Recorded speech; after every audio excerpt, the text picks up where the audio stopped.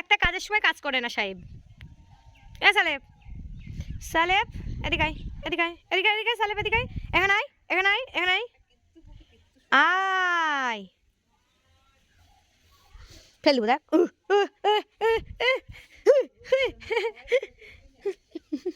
ছোট বেড়াল।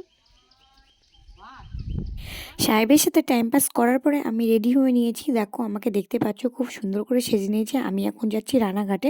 আমার রানাঘাটে অনেক কিছু দরকার আছে। তোমাদেরকে এর আগের ব্লগে দেখিয়েছিলাম আমি বালাজিতে গিয়েছিলাম, তো শাড়ি কিনেছি। তো সেই শাড়িটাই আমি এখন ব্লাউজ বারবিকও করতে দেবো। তো স্টেশনে চলে এসেছে আর দেখালাম বুলেটটা, দেখেছো বুলেট কিনেছি।